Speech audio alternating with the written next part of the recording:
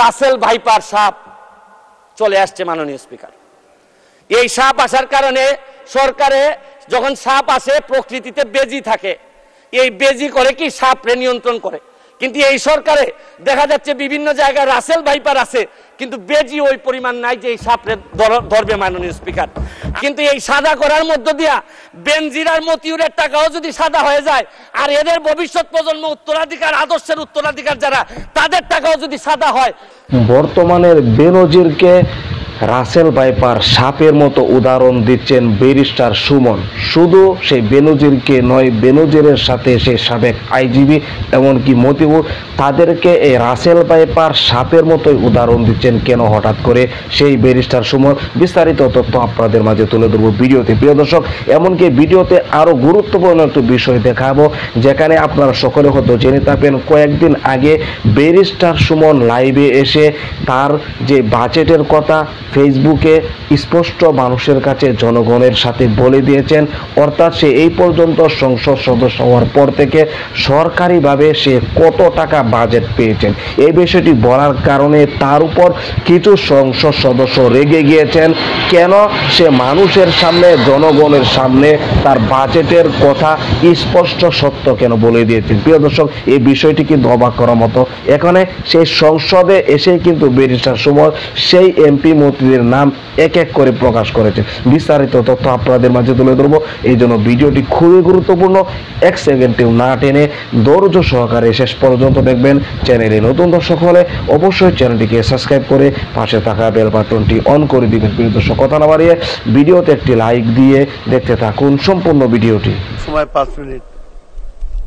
ধন্যবাদ মাননীয় স্পিকার। মাননীয় স্পিকার, শুরু করিতেছি মহান আল্লাহর নামে, যিনি পরম করুণাময় এবং অত্যন্ত দয়ালু। মাননীয় স্পিকার, আমি আমার বক্তব্যের শুরুতেই জাতির জনক বঙ্গবন্ধু শেখ মুজিবুর রহমান সহ এই পর্যন্ত যারা আত্মাহুতি দিয়েছেন দেশের কল্যাণে তাদের প্রতি শ্রদ্ধা জানিয়ে আমি আমার বক্তব্য শুরু করছি। আমার এই বাজেট বক্তৃতায় প্রথমে আবারও জাতির জনক বঙ্গবন্ধু শেখ মুজিবুর রহমানের প্রতি কৃতজ্ঞতা প্রকাশ করছি যে আজকের যে বাজেট, এই বাজেটের ফাউন্ডেশন কিন্তু উনি 72 সালে দিয়ে গেছিলেন। এইটার উপরেই এখন 1 তলা 2 তলা 3 তলা করে আমরা আগাচ্ছি। এই জন্য উনার প্রতি আবারও কৃতজ্ঞতা জানাচ্ছি এবং শ্রদ্ধা ভরে স্মরণ করছি। মাননীয় স্পিকার, 8000 কোটি টাকার বাজেট, আকার বা প্রকারের সাথে আমার বিশ্বাসে ঘাটতি আছে এই বাজেটে, কিন্তু একটা জিনিসে আমার বিশ্বাসের ঘাটতি নাই। এটা থেকে এই বাজেট বাস্তবায়নে যিনি নেতৃত্ব দিচ্ছেন মাননীয় প্রধানমন্ত্রী জননেত্রী শেখ হাসিনার প্রতি আমার বিশ্বাস আছে যে যে ধরনের আকার প্রকারের বাজেটই হোক উনি অন্তত কোনো না কোনো ভাবে আমাদেরকে সামনের দিকে নিয়ে সফল করাবেন, এই বিশ্বাসটুকু আমাদের আছে। মাননীয় স্পিকার, ট্রেজারি বেঞ্চের যারা আছেন তারা হয়তো বলবেন যে স্বতন্ত্র এমপি হয়ে মাননীয় প্রধানমন্ত্রীর বা লিডার অব দ্য হাউসের আমি কেন এই কথা বলছি যে উনার প্রতি আমার বিশ্বাস আছে। উনারা এটাও জেনে যাক, গত বছর আপনারা জানেন যে শ্রীলঙ্কা যখন দেউলিয়া হয় তখন সবাই বলছেন যে বাংলাদেশ আর মাত্র সময়ের ব্যাপার, বাংলাদেশও দেউলিয়া হয়ে যাবে। পাকিস্তান যখন দেউলিয়ার পথে তখন বলছেন আর একটু সময়ের ব্যাপার। ইন্ডিয়া যখন চাপে পড়ছে বলছেন যে আর সময়ের ব্যাপার। কিন্তু কোন সময়ই আমাদেরকে অর্থনৈতিকভাবে দাবায় রাখা যায় নাই। কারণ হচ্ছে গিয়ে ইন্ডিয়া, পাকিস্তান, শ্রীলঙ্কা তাদের সম্পদ আমাদের চেয়ে কোনো অংশেই কম ছিল না, তবে একটা জায়গায় ঘাটতি ছিল, এদের জননেত্রী শেখ হাসিনা এদের হাতে ছিল না। মাননীয় স্পিকার, আমি এইটার সাথে সাথে বাজেটের উপর কয়েকটা কথা বলতে চাই যে এই সরকারের কয়েকটা প্রেসার নেওয়া লাগবে। এই প্রেসারটা আমি সাজেশন দিতে চাই মাননীয় স্পিকার। মাননীয় স্পিকার, দেখেন এই বাজেটে ঋণ দিয়ে উন্নয়ন ব্যয় মিটানো হবে। 2.5 লক্ষ কোটি টাকার লোন নেওয়া হবে, 1.5 লক্ষ প্রায় নেওয়া হবে হচ্ছে গিয়ে ব্যাংক থেকে। আমি মাননীয় প্রধানমন্ত্রী থাকলে বলতাম যে এমপি হওয়ার পর একটা গাড়ি কিনছি 1 কোটি টাকা দিয়ে, 50 লক্ষ টাকা লোন নিছি সাউথ ইস্ট ব্যাংক থেকে। এই লোন আর লোনের যে ইন্টারেস্ট, এটার কারণে রাতে ঘুম আসে না। মাননীয় প্রধানমন্ত্রী যে কিভাবে ঘুমাবেন এটা একমাত্র উনি জানেন। প্রায় 2.5 লক্ষ কোটি টাকার ঋণ উনার মাথার উপরে থাকবে সব সময়। আমি আরেকটা জিনিস বলতে চাই মাননীয় স্পিকার, আমাদের বড় চাপ ফরেন রিজার্ভ। ফরেন রিজার্ভ কমে যাওয়াটা একটা বড় চ্যালেঞ্জ। কারণ হচ্ছে গিয়ে যে বাজেট আপনারা এই সরকার এখানে দিচ্ছেন, আরেকটা বাজেটও আমাদের এই সরকারকে বা এই মাননীয় প্রধানমন্ত্রীকে ব্যর্থ করার জন্য আরেকটা বাজেটও আছে। এই বাজেটের যাতে এই সরকার ব্যর্থ হয় এটার নেতৃত্ব দিচ্ছেন তিনি হচ্ছেন গিয়ে ডক্টর মোহাম্মদ ইউনূস। তিনি চাচ্ছেন এবং তার নেতৃত্বে যিনি সরকার গঠন করতেছেন তার নেতৃত্বে আছে হচ্ছে গিয়ে ডলার। এই ডলার হচ্ছে গিয়ে নেতৃত্বে চাচ্ছে যে আমাদের এই প্রধানমন্ত্রীর এই বাজেট যেন ফেল হোক।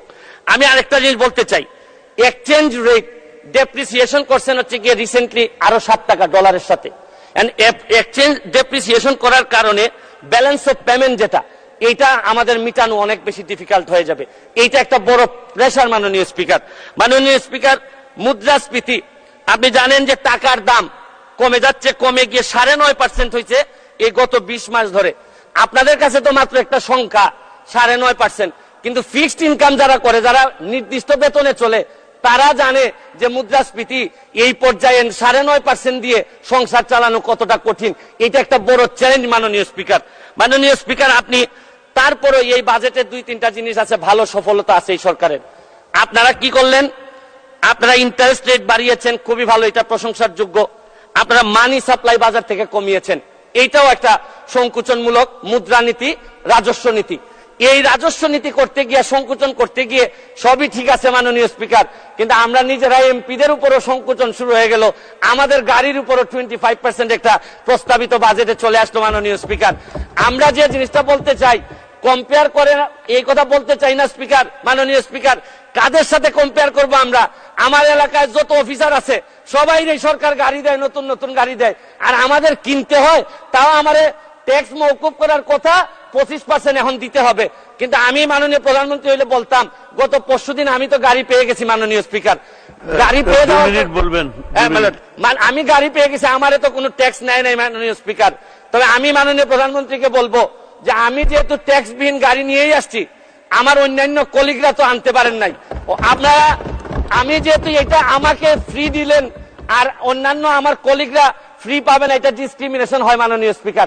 তারপরে আমি মহান সংসদে বলে দিচ্ছি, তারপরে যদি মনে করেন দেশের স্বার্থে 25% নিবেনই আমাদের উপর, যতই কষ্ট হোক, মানবতার মা উনি, উনার বিরুদ্ধে আমরা কোনো কথা বলতে পারবো না। হয়তো উনি দেশের স্বার্থেই বলেন, তারপরে বলবো যদি উনি নিশ্চিতি নিতেই চান, তাহলে আমার টাকাটা আমি কথা দিচ্ছি যে উনি যেদিন বাজেট পাস করবেন এই 25% টাকা আমি নিজে নিয়ে এনবিআর এর কাছে দিয়ে আসবো মাননীয় স্পিকার।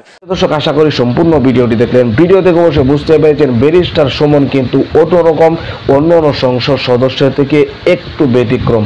যেখানে অন্য সংসদ সদস্য যেভাবে কথা বলে তার থেকে পরে ব্যতিক্রম কথা বলে ব্যারিস্টার সুমন। অর্থাৎ সে একজন সংসদ সদস্য হোক অথবা একজন এমপি হোক, একজন মন্ত্রী হোক, সে যাই হোক না কেন, তার দুর্নীতি নিয়ে সে যত 2 নম্বরই করে সব বিষয়গুলো একের পর এক মিডিয়ার সামনে, এমনকি জাতীয় সংসদ সদস্য হিসেবে সংসদে সে সব কিছু স্পষ্ট ভাষায় তিনি বলে দেন।